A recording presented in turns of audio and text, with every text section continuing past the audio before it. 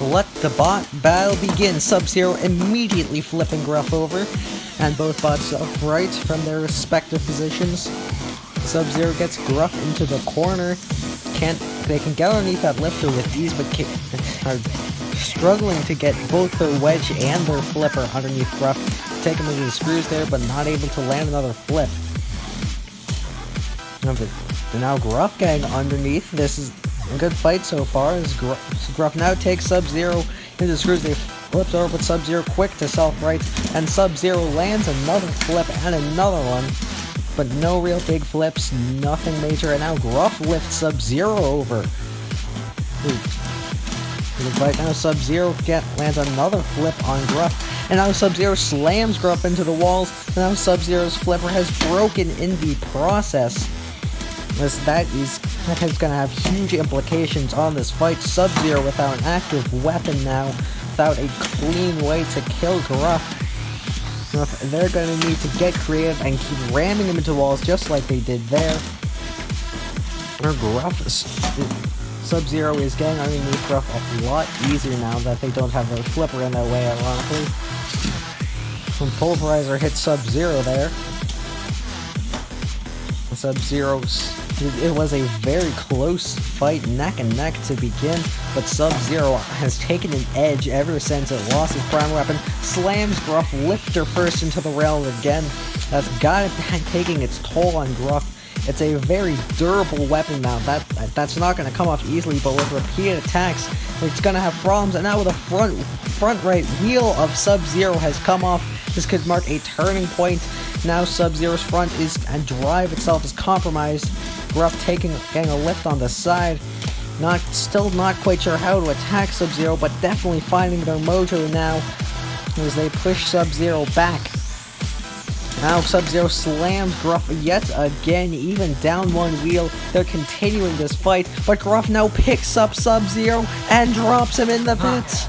This was an incredible fight. Subzero started off with the edge getting the first flip. Gruff was able to counter, but Subzero countered back, and both bots were going at each other with no clear advantage to either bot, but Subzero landed a ram that costed its own primary weapon, and ironically, that's when Subzero took control of this fight, ramming Gruff around the arena.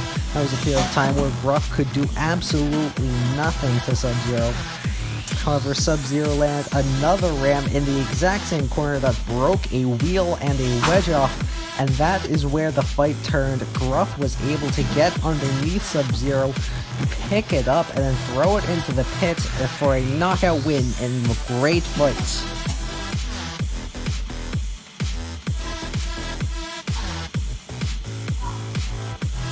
Let the bot battle begin. A rookie versus a bot that I believe went winless last season. Both bots have powerful weapons, and it seems like neither bot has a good edge to kick this fight off. They continue to go weapon to weapon, and the weapon of Switchback is launched back, and Arctic Wind gets flipped. Nothing too major for those two bots. Nothing quite yet has happened. Oh, and there goes the wedge of Arctic Wind. That's going to be critical. Will Switchback now bring their drum full force into Arctic Wind. And there goes some pieces off of the vertical spinner. And now Arctic Wind is in a position in which it cannot get back up. The removal of those pieces may have caused Arctic Wind this fight.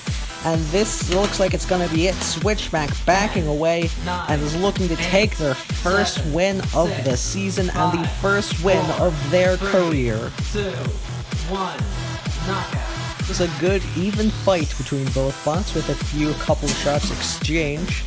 However, the fight really turned when Switchback ripped Arctic Wind's wedge off, and it was all downhill for the blue and gray spinner from there. Switchback was able to flip Arctic Wind over and take the knockout victory.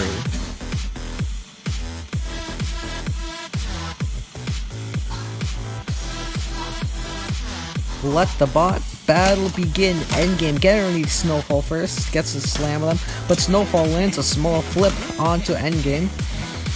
They might even start, but now Endgame getting underneath Snowfall.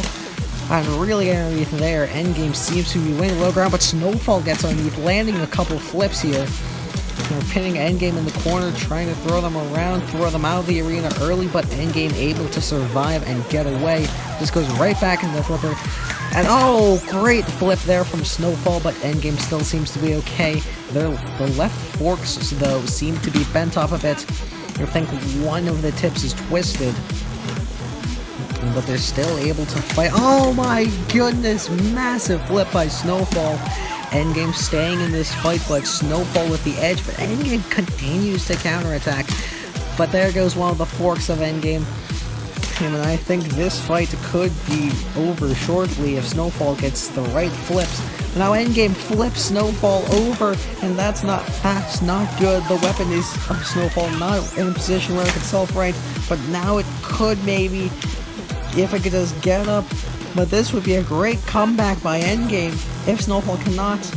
And it doesn't seem like he's going to be able to. The countdown has started.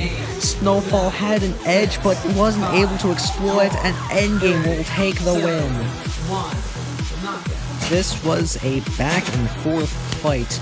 Endgame landed the first hit, but Snowfall landed a flip of their own. And both parts exchanged blows, but seemed like Snowfall had a slight advantage, were able to get underneath Endgame just a little bit easier.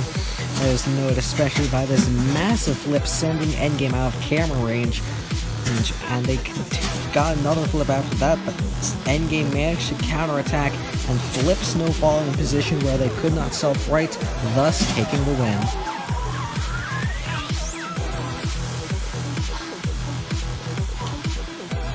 Let the battle begin.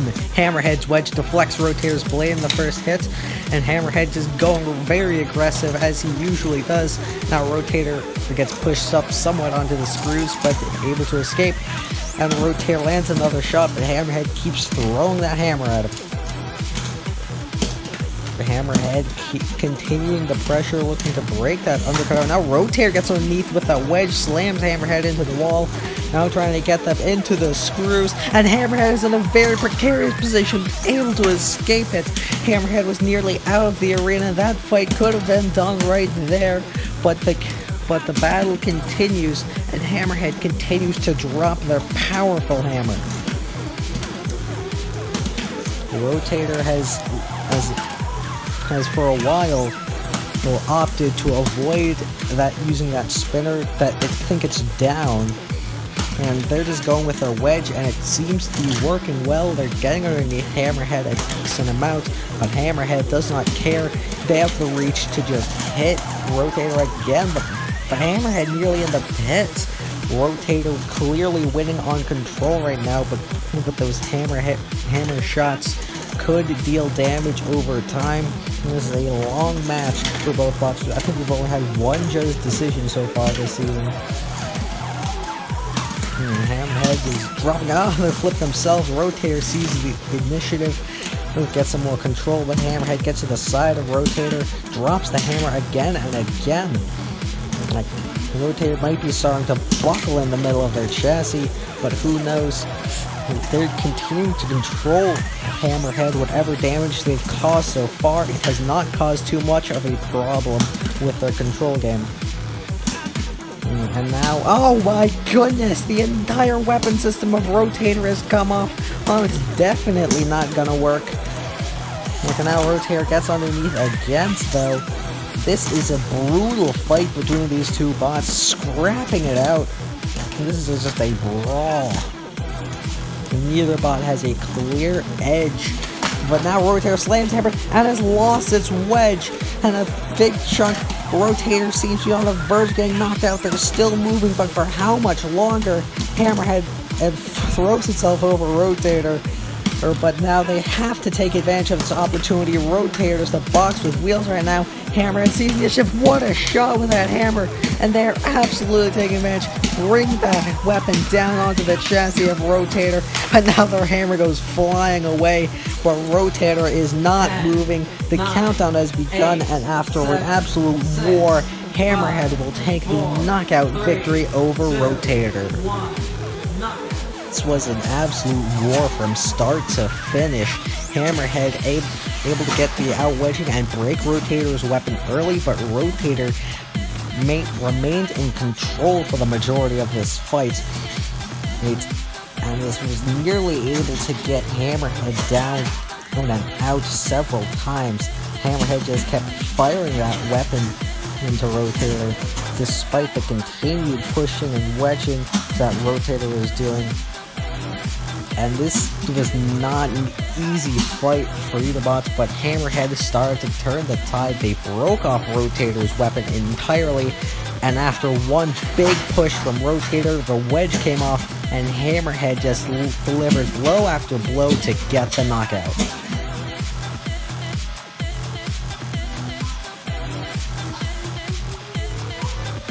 The main event begin. The reigning... Oh! Nemesis has already broken Uppercut's weapon, released part of it, and now Uppercut's weapon is just completely destroyed in the first couple of seconds. Uppercut continuing to go on the attack, but that was a huge moment, and now Nemesis has an advantage. It's the channel mascot taking the fight to Uppercut, the reigning third place early, but Uppercut battling back, trying to win the control game. They've got Nemesis on their side, and delivering a lot more control than you think Uppercut could. And Nemesis is in trouble here, but now they self-right, with Uppercut tanking their blows well so far.